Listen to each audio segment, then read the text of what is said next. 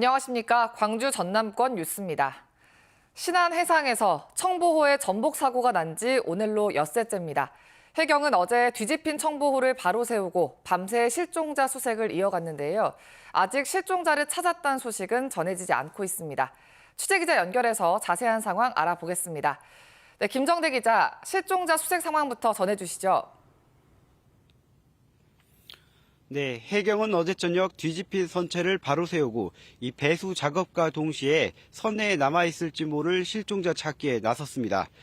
현재까지 남은 실종자는 4명인데 이 밤샘 수색 작업에도 아직까지 발견됐다는 소식은 전해지지 않고 있습니다. 일단 배수 작업은 오늘 새벽까지 마무리가 된 걸로 전해졌는데요. 이 구조대원들이 물이 빠진 선체 안을 전반적으로 살펴봤지만 실종자로 보이는 흔적을 찾지는 못했습니다.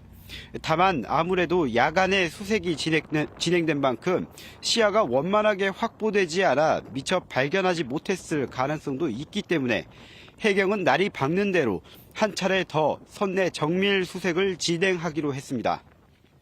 네, 그럼 정밀 수색이 끝난 다음에 바로 배를 목포로 옮기는 겁니까? 원래는 그렇게 할 계획이었는데요. 현지 기상 상황이 좋지 않습니다. 강풍이 불고 2m에 달하는 너울성 파도가 일고 있어 배를 바로 이동시키기는 힘들어 보입니다. 당초 밤사이 현재 청보호가 있는 신안군 소허사도에서 출발해 오늘 오전에는 목포에 있는 조선소에 도착할 거라 예상됐는데 언제 출발이 가능할지도 알 수 없게 됐습니다.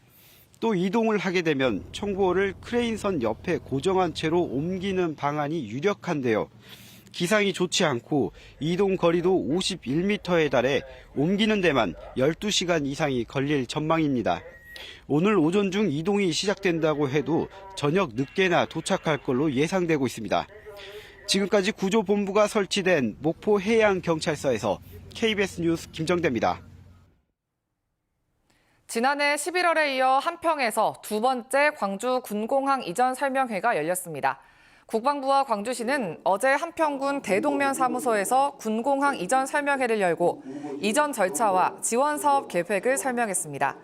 한평군은 군공항을 유치하자는 의견이 다수일 경우 유치 의향서를 국방부에 제출하겠다는 입장입니다. 어제 설명회에서는 한평 군민들로 결성된 광주군공항 한평군 유치위원회의 출범식도 함께 개최됐습니다.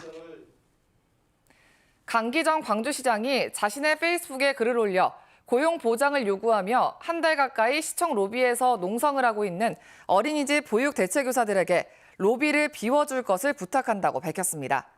광주시 직원들도 장기간 농성으로 행정의 효율성이 저하되고 있다며 청사 밖으로 이동해달라는 내용의 입장문을 대체교사들에게 전달했습니다.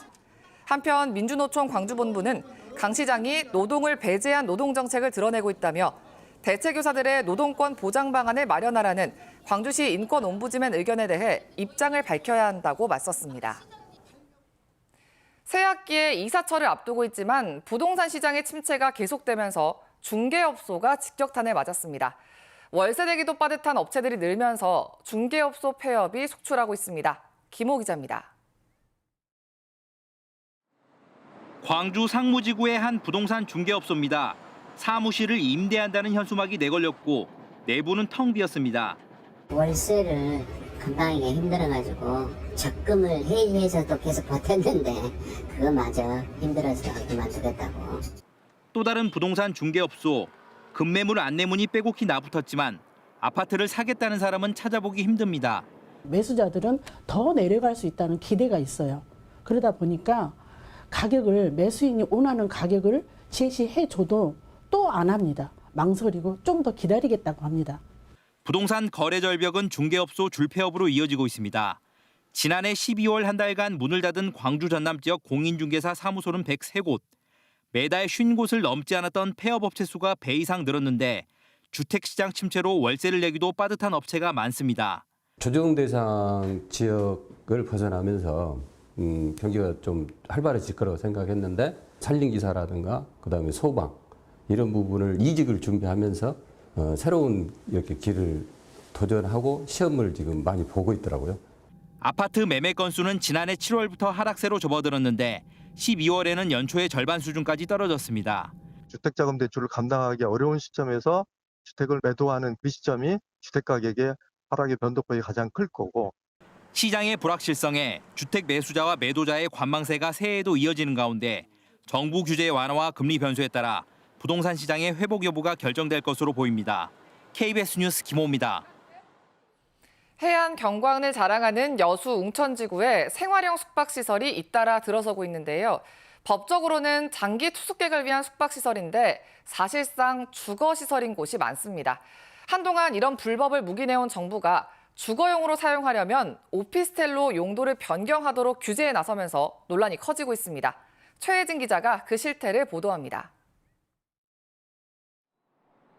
해안가 주변에 주거와 숙박시설이 잇따라 들어선 여수시 웅천지구입니다. 지난해 완공한 590세대 규모의 생활형 숙박시설. 숙박업을 해야 하지만 입주자의 90%가 주거시설로 사용합니다. 340세대가 사는 인근 생활형 숙박시설도 마찬가지입니다. 하지만 이는 건축법 위반으로 행정처분 대상입니다. 전국에서 이런 사례가 잇따르자 정부가 규제에 들어갔습니다. 숙박업으로 신고하거나 주택으로 사용할 경우에는 오피스텔로 용도를 변경하라며 일부 규제를 한시적으로 완화했습니다.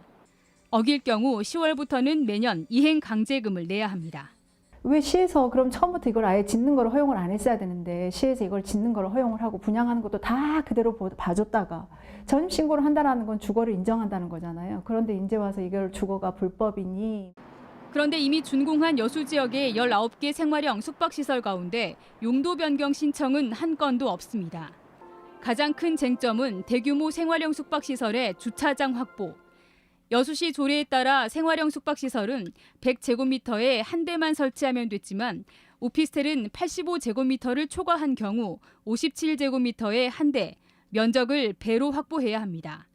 기존 면적으로는 용도 변경이 불가능한 겁니다. 입주자들은 부지를 새로 확보하기는 어렵다며 주차장 조례를 완화해달라고 주장합니다.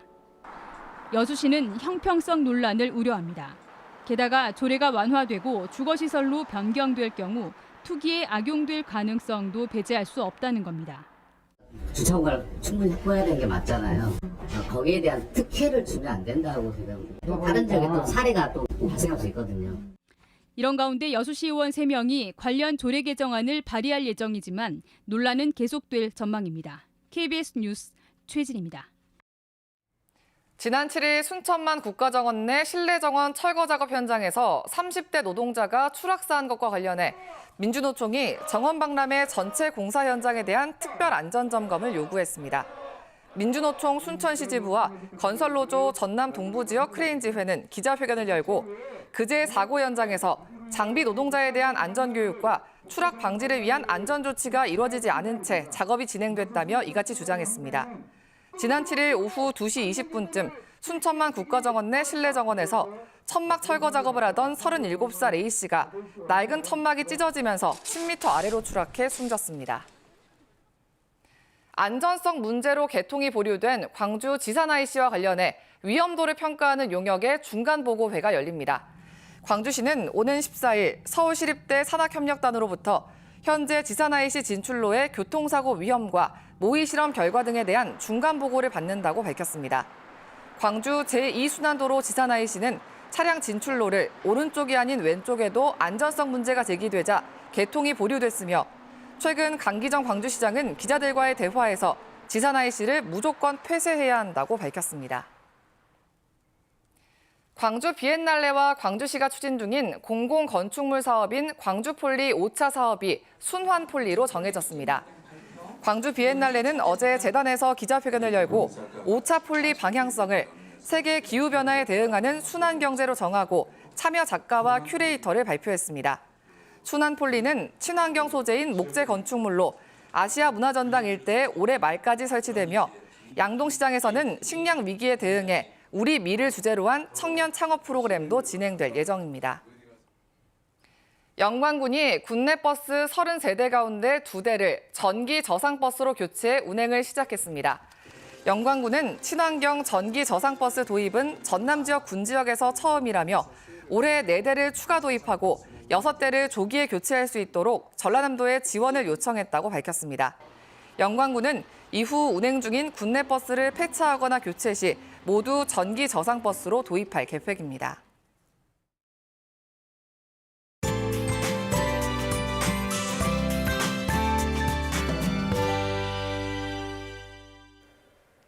오늘은 건조함을 해소시켜줄 비 소식이 있습니다. 종일 흐리다가 저녁에 서남 해안 지역부터 비가 시작이 되겠고요. 점차 광주 전남 전 지역으로 확대되겠습니다.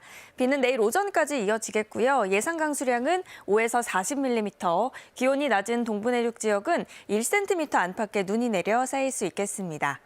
현재 구름이 다소 많이 끼어 있는 모습인데요. 여전히 공기까지 좋지 못합니다. 현재 광주 전남 곳곳으로 초미세먼지 농도 나쁨 단계 보이고 있는데요. 오전까지는 공기가 탁할 수 있어서 보건용 마스크 착용하시면 좋겠습니다.